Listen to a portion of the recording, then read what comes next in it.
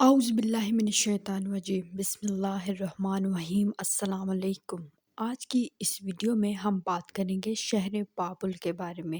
شہر بابل عراق کا ایک قدیم شہر ہے، اور جہاں پہ اس کا تعارف ہاروت و ماروت کا قصہ ہے، وہیں اس کا دوسری طرف تعارف بخت نصر کے معلق باغات ہیں، جو کہ بخت نصر نے بالخصوص اپنی بیوی انتھیس کا دل لبھانے کے لیے تعمیر کروائے تھے۔ بخت نصر کا دور ہی بابل کا عروج تصور کیا جاتا ہے۔ بخت نصر نے نہ صرف بابل کی تزئین و آرائش بلکہ اس کے دفاع اور فصیل بندیوں پر سلطنت کا بے تحاشا خزانہ صرف کیا۔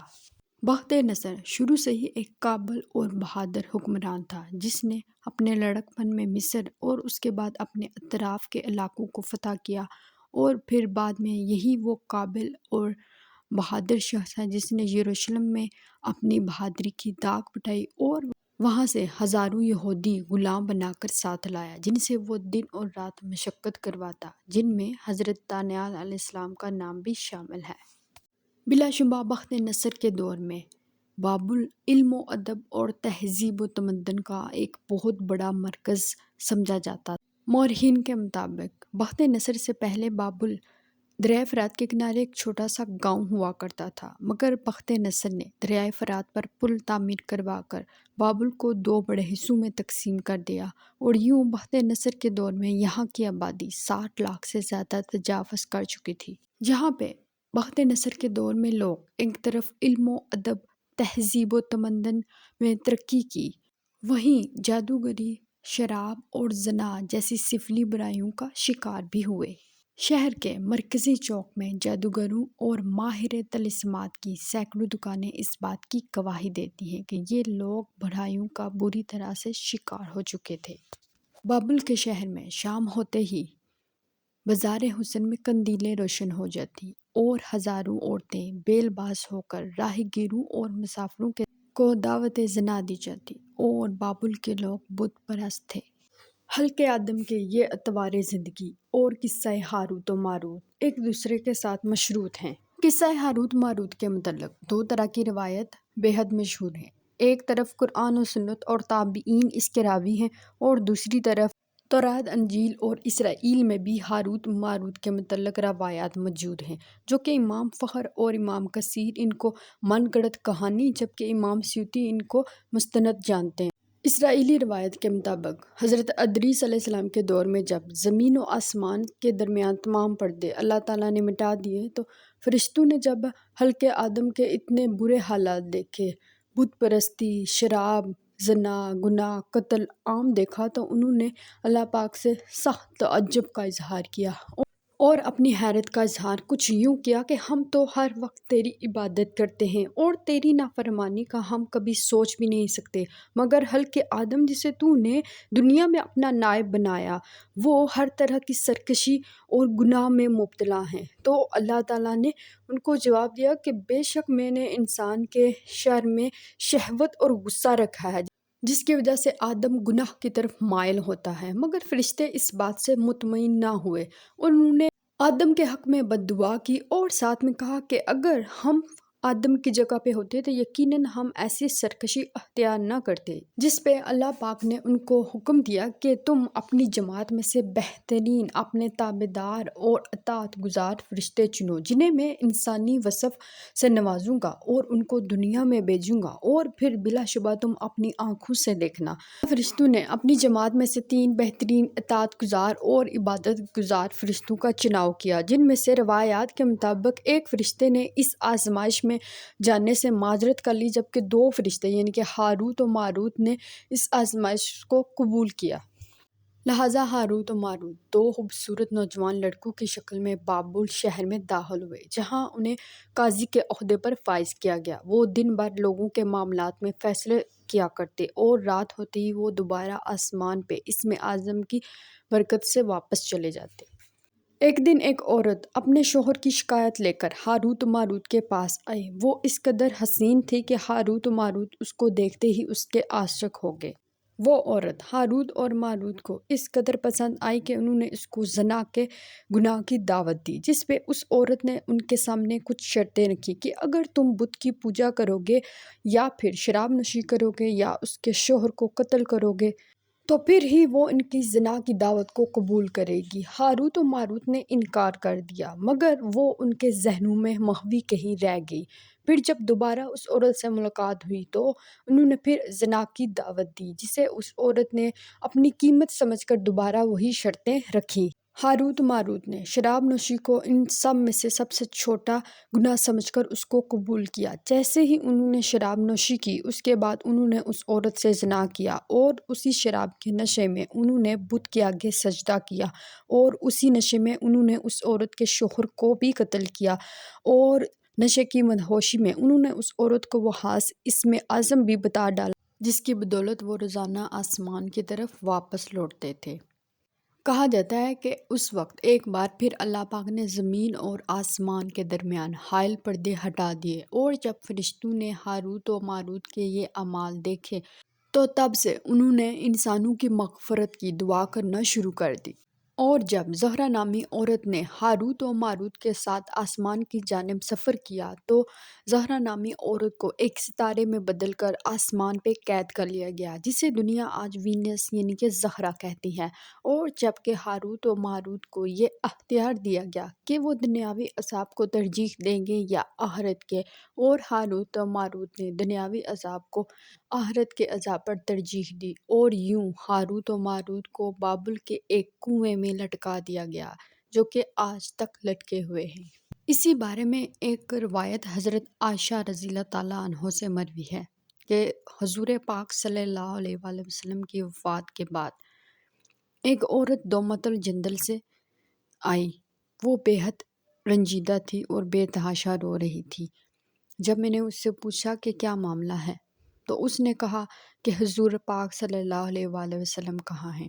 تو میں نے اس عورت کو بتایا کہ ابھی کچھ دن پہلے ان کا وصال ہو گیا ہے۔ تو اس کے رونے میں اور بھی شدت آ گئی۔ تو میں نے اس سے پوچھا کہ بالآخر معاملہ کیا ہے، تمہارے رونے کی یہ کیا وجہ ہے؟ تو اس عورت نے بتایا کہ میں دومت الجندل سے آئی ہوں اور میری اور میرے شوہر کی کچھ دن پہلے ناچاکی ہوئی اور وہ مجھے چھوڑ کر کہیں چلا گیا۔ میرے گھر کے پاس ایک بڑھیا رہا کرتی تھی۔ جب اس کو یہ سب معلوم ہوا تو میں کافی پریشان تھی۔ میں نے اس سے کہا کہ اب میں کیا کروں؟ تو اس عورت نے کہا جیسے جیسے میں کہوں ویسے ویسے تم کرو، پھر تم جو کہو گی وہی ہوا کرے گا۔ رات کو جب وہ عورت آئی واپس تو اس کے ساتھ 2 کتے تھے۔ ایک کتے پہ وہ خود سوار ہوئی اور دوسرے پہ اس نے مجھے سوار ہونے کو کہا، اور میں نے بھی ویسے ہی کیا، اور وہ کتے ہم کو بابل کے کنویں کے پاس لے گئے۔ اس عورت نے کہا جاؤ ان کنویں والوں سے کہو کہ میں جادو سیکھنے آئی ہوں۔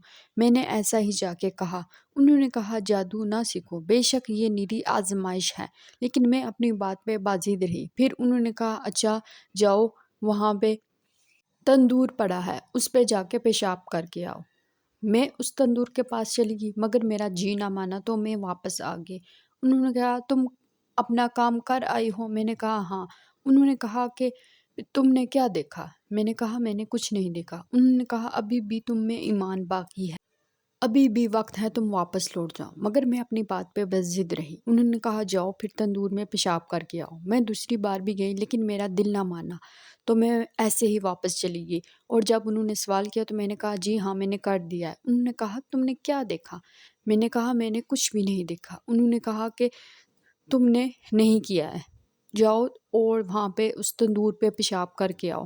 میں جب گئی دل نہ چاہتے ہوئے بھی میں نے جب پیشاب کیا تو میں نے دیکھا کہ وہاں پہ ایک سامنے سے نقاب پوش آیا جو کہ گھوڑے پہ سوار ہو کے چلا گیا ہے۔ اب کی بار جب انہوں نے پوچھا تو میں نے کہا کہ میں نے ایک نقاب پوش کو دیکھا جو کہ گھوڑے پہ سوار ہو کر کہیں چلا گیا ہے۔ انہوں نے کہا بے شک یہ تمہارا ایمان تھا اور اب تم ایمان سے حالی ہو، اب تم جو چاہو تم وہ کرو۔ اور اس سے زیادہ نہ انہوں نے مجھے کچھ سکھایا اور نہ ہی میں نے سیکھا۔ میں اس عورت کے پاس واپس چلی آئی۔ جب اس عورت کو میں نے ساری بات بتائی تو اس نے کہا بے شک اب تم جیسے کہو گی ویسا ہی ہوا کرے گا۔ میں نے آزمائش کے لیے گندم کا ایک دانہ اٹھایا اور اسے کہا زمین میں اگ آ، تو وہ اگ گیا۔ پھر میں نے کہا کہ اس پہ بال آئیں تو اس پہ بال آ گئے۔ پھر میں نے کہا کہ یہ بال خشک ہو جائیں تو وہ بال خشک ہو گئے۔ پھر سے وہ عورت زاروں قطار رونے لگی اور اس نے کہا میں نے اس کے علاوہ اس عمل سے نہ کوئی فائدہ اٹھایا اور نہ ہی نقصان، اور مجھے اس بات کا بے حد دکھ اور تکلیف ہے کہ میں نے اپنا ایمان گنوا دیا۔ اس پہ موجود صحابہ کرام نے ان سے صبر کرنے کی تلقین کی اور ساتھ میں استغفار کا ورد کرنے کا کہا، اور اگر آپ کے والدین حیات ہیں تو ان کی خدمت کریں۔ ایک دوسری روایت بھی ہاروت و ماروت کے متعلق جو بیان کی جاتی ہے، بابل جہاں پہ ایک وقت میں تہذیب و تمدن کا گہوارہ تھا، وہیں ساتھ ہی یہ لوگ علم نجوم اور علم فلکیات میں بھی مہارت رکھتے تھے۔ یہ لوگ باطل کے پجاری تھے اور باطل کو اپنا خدا مانتے تھے۔ ان کے بت کدوں میں ستاروں کی پوجا کی جاتی تھی اور یہ لوگ اپنے علم کو شر اور خون انگیزی میں استعمال کرتے تھے۔ جب بابل کے لوگ بت پرستی، ستاروں کی پوجا کرنے اور جادو کے سحر میں بری طرح جکڑے ہوئے تھے تو ان کو ہدایت کی راہ دکھانے کے لیے حضرت سلیمان علیہ السلام کو مبعوث فرمایا گیا۔ حضرت سلیمان علیہ السلام نے ان لوگوں کو اس شرکیہ عمل سے روکا اور بابل سے تمام علم و نجوم اور سحر کی کتابوں کو لے کے ایک جگہ پہ دفن کر دیا اور لوگوں کو توحید اور وحدانیت کی دعوت دی اور اپنے معجزات سے لوگوں کو اپنی طرف مائل کیا۔ مگر حضرت سلیمان علیہ السلام کی وفات کے بعد شیطان نے دوبارہ سے ان لوگوں کو اپنے شکنجے میں جکڑ لیا۔ اس نے حضرت سلیمان علیہ السلام کی کرسی کے نیچے دفن کتابوں کو دوبارہ سے کھوج کے باہر نکالا اور لوگوں سے کہا کہ تم نرے احمق ہو۔ حضرت سلیمان علیہ السلام تو انہی کتابوں کی بدولت جنوں پہ اور اپنی کرسی پہ حکومت کرتے تھے، اور تم نرے احمق ہو جنہوں نے ان کتابوں سے فائدہ نہ اٹھایا۔ یوں ایک بار پھر بابل کے لوگ جادو ٹونا اور علم نجوم کی طرف مائل ہو گئے، اور یہ اس قدر مائل ہو گئے کہ بابل سے تعلق رکھنا ہی جادوگر ہونے کی نشانی سمجھا جاتا تھا۔ جب یہ لوگ اپنے جادو ٹونے اور سحر انگیزی میں حد سے بڑھنے لگے اور ان کا جادو اور ان کی شیطانیت گھروں کے گھر تباہ کرنے لگی، ہنستے بستے شادی شدہ آباد گھر ان لوگوں کے شیطانیت کی نظر ہونے لگے، تو اللہ تعالیٰ نے اپنے حکم سے ہاروت و ماروت کو روئے زمین پہ انسانی شکل میں بھیجا اور ان کو حکم دیا کہ وہ ان جادوگروں اور سحر انگیزوں کے سحر سے کیسے عام لوگوں کو محفوظ رکھیں۔ بلا شبہ انسان نے ہمیشہ اپنی نعمتوں کو اپنی کمزوریوں کی وجہ سے غلط مقاصد کے لیے ہی استعمال کیا ہے۔ قرآن پاک کی سورہ بقرہ کی آیات نمبر 102 میں انہی ہاروت و ماروت کی طرف اشارہ کیا گیا ہے کہ وہ ہاروت و ماروت کسی کو کچھ بھی نہ سکھاتے تھے، مگر جب وہ کہنے دیتے کہ ہم تو صرف آزمائش ہیں اور تو کفر نہ کر۔ مگر انسان ازل سے اللہ کی دی گئی نعمتوں کو چھوڑ کر اپنی کمزوریوں کی وجہ سے ہمیشہ گھاٹے کا سودا کرتا ہے، اچھائی کے بجائے برائی کا راستہ اپناتا ہے اور خود ہی اپنے آپ کو تکلیف دہ انجام کی طرف لے کے جاتا ہے۔ ان سب حقائق کو جاننے کے بعد ایک بات تو یقیناً ہے کہ جو انسان اپنے آپ کے ساتھ مخلص نہیں ہے، اپنا ایمان گنوا کے جو دوسروں کو تکلیف اور اذیت دینا چاہتا، ان کے لیے دنیا اور آخرت دونوں میں عبرتناک انجام ان کا منتظر ہوتا ہے۔